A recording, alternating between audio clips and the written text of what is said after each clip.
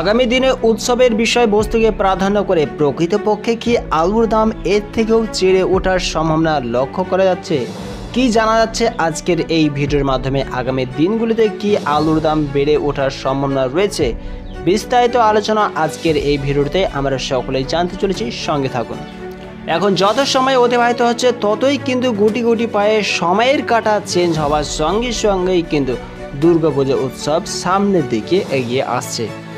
আর এই ফাঁকে পশ্চিমবঙ্গের মুখ্যমন্ত্রী মমতা সরকার চাষি ভাই এবং আলু ব্যবসায়িক ভাইদের দিকে দৃষ্টিপাত করে দুর্গাপূজার বিষয়বস্তুকে প্রাধান্য করে এছাড়া আলুর নিকাশের দিকে দৃষ্টিপাত করে আমাদের পশ্চিমবঙ্গের যে সমস্ত আলুগুলি উদ্বাস্তু হয়ে পড়েছিল সেই সমস্ত উদ্বাস্তুযুক্ত আলুগুলিকে বহির্রাজ্যে পাঠাবার উদ্দেশ্যে পশ্চিমবঙ্গের সংলগ্ন প্রত্যেকটা বহির্রাজ্যের বর্ডারগুলি এই সময় কিন্তু 7 দিনের জন্য মুখ্যমন্ত্রী মমতা বন্দ্যোপাধ্যায় খুলে দিয়েছেন।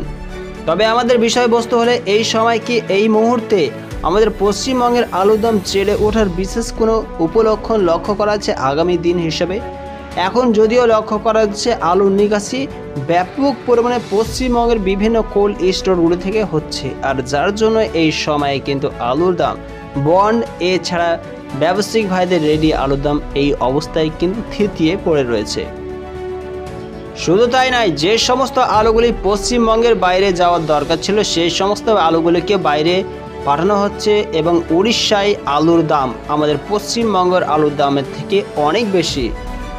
আমাদের পশ্চিমবঙ্গের যে সমস্ত আলু ব্যবসায়িকরা রয়েছে সেই সমস্ত ব্যবসায়িক ভাইরা যদি চায় তবে আলুর দাম কিন্তু সংকটের বিষয়বস্তুকে প্রাধান্য করে আলুর দাম বৃদ্ধি করতে পারে। কিন্তু এই অবস্থায় পশ্চিমবঙ্গের মুখ্যমন্ত্রী মমতা বন্দ্যোপাধ্যায় আমাদের পশ্চিমবঙ্গের আলু ব্যবসায়িক ভাইদেরকে বিশেষ করে অনুরোধ করেছেন যে এই অবস্থায় যাতে কোনো ক্রমেই আলুর দাম পশ্চিমবঙ্গে হুটহাট করে আবারও চেড়ে না যায়।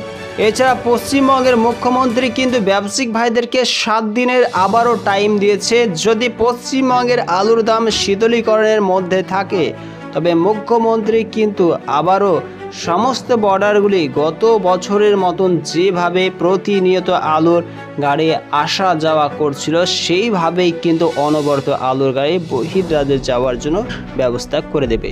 তবে এই যুক্তির বিষয়বস্তুকে বিশ্লেষণ করতে গিয়ে এই সময়ে কিন্তু রাজনৈতিক প্রেক্ষাপটে আলুর দাম সেই রকমভাবে পশ্চিমবঙ্গের ব্যবসায়িক ভাইরা একদিকে যেমন চাহিদাকে মাথায় রেখে চেড়ে ওঠার ক্ষমতায় করতে পারছে না, অন্যদিকে এই অবস্থায় কিন্তু আগামী দিনগুলিতে দুর্গাপূজা আসছে আর সেই জন্যই কিন্তু প্রত্যেকটা চাষি ভাই দারুণ মাপেই কিন্তু আলু নিকাশি করছে।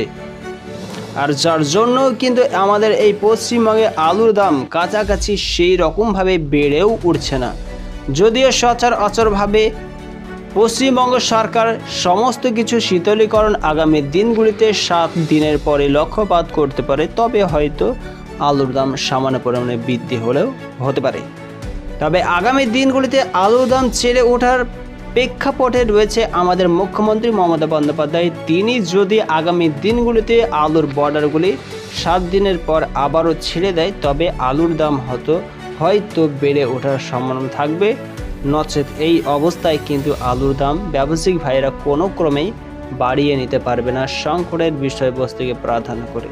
এর মুখ্য কারণ রয়েছে দীর্ঘ সময় ধরে আন্দোলন চলার পর উত্তরবঙ্গ থেকে শুরু করে দক্ষিণবঙ্গের এক বা একাধিক ব্যবসায়িক ভাই এক বা একাধিক আলু চাষি ভাই সকলেই মিলেই কিন্তু আন্দোলন প্রখর পরিমাণে শুরু করে তারপরেই কিন্তু সমস্ত বর্ডারের মুখগুলি খোলা হয় 7 দিনের জন্য।